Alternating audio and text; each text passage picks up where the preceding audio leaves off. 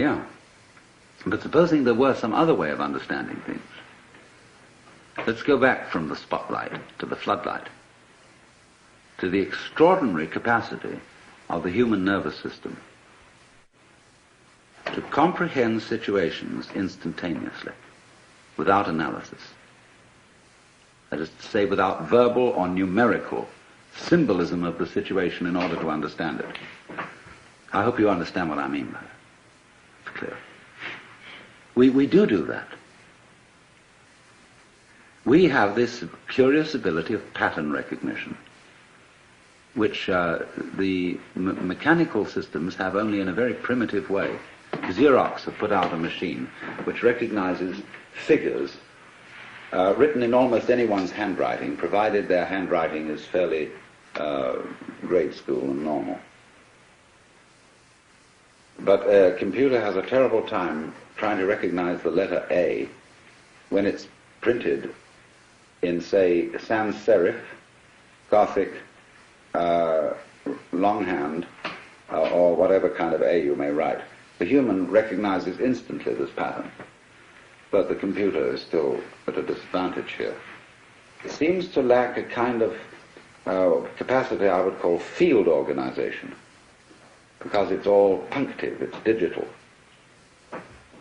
It is like a newspaper photograph, you know, which when you look at it under a microscope is all dots. Now, so the problem is this.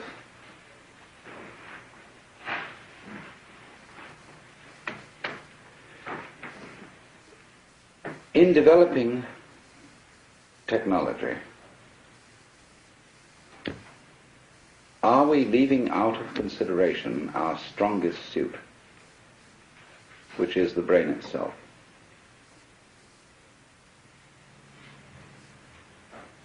See, we are at a situation where the brain is still not really worked out by even the most competent neurologists.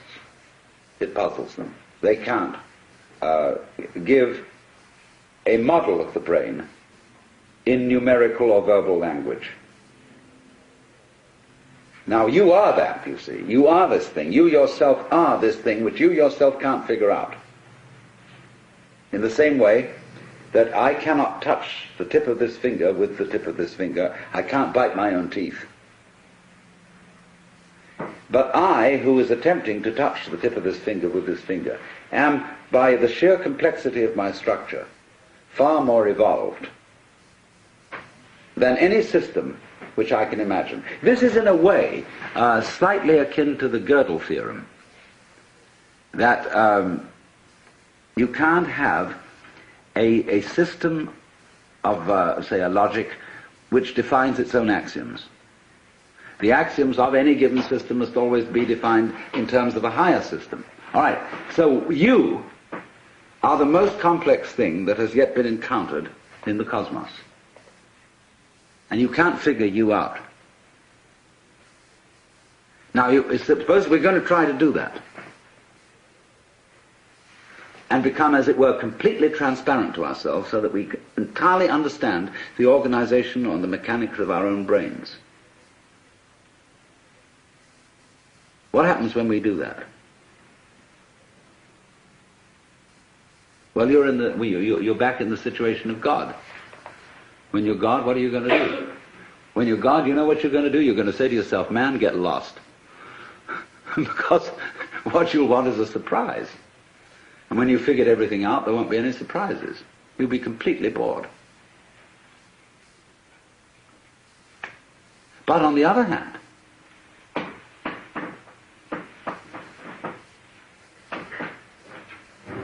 a person, I would say, who is really functioning completely is basically a person who trusts his own brains and permits his brain to operate at a more optimal level. In other words, he knows how to think things out, but he makes his best discoveries without thinking. In other words, you all know very well the processes of creative invention. You've got a problem, you think it over, And you can't find out any answer to it because the digital system of thinking is too simple, too clumsy to deal with it. It's more complex. There are more variables than can be kept in mind at one time. So you say, I'll sleep on it. Or you go to the Institute of Advanced Studies at Princeton, Behavioral Sciences at Stanford, where they pay you to goof off, which is highly excellent idea. And you moon around, and you've got a blackboard, and you look out the window and pick your nose, and so on. And your brain eventually hands you the solution to the problem. And you immediately, because you have technical knowledge, you recognize that's the solution. But then, naturally, you go back and check it. And you work the bit-by-bit form of thinking on it and see, now, does it come out in those terms? And if it does, everybody will agree with you, yes, that's the answer. But if it doesn't come out in those terms, they won't agree with you. Because you haven't subjected it to the socially acceptable, traditional form of analyzing knowledge. But here's the problem. It takes an awful long time to check these things out. It takes an awful long time to arrive at the solution which you got like that by a purely calculated process. And most of the situations of life are such that they don't wait for us to make up our minds. So that an enormous amount of carefully worked out scientific knowledge is trivial.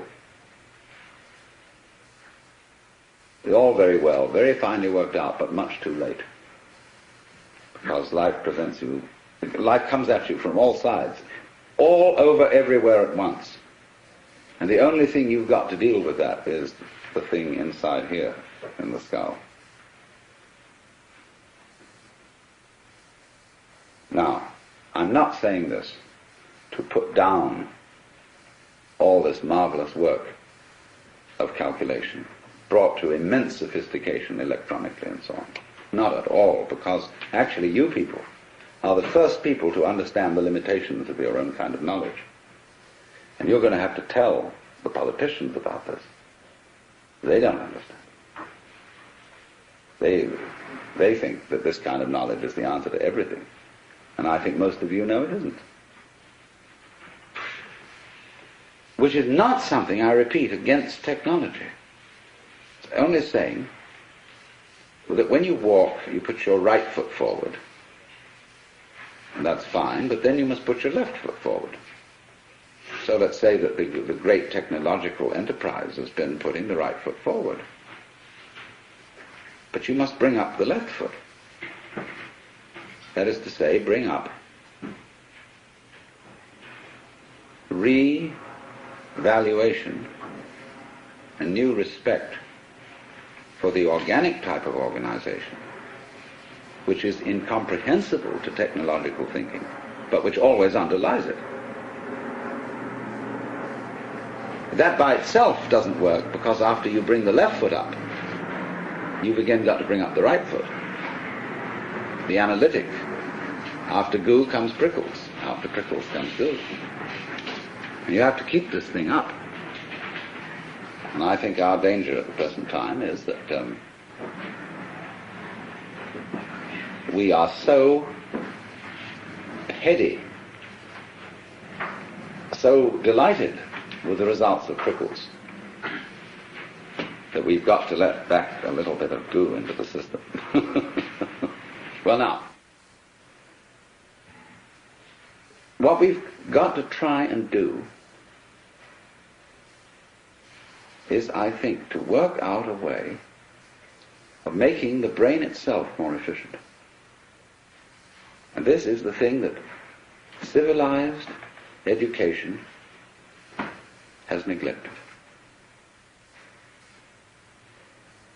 Lynn White, I'd like to quote him again, he used to say that the academic world today only values three kinds of intelligence. Verbal intelligence, mnemonic intelligence, in other words, good at remembering, and computational intelligence.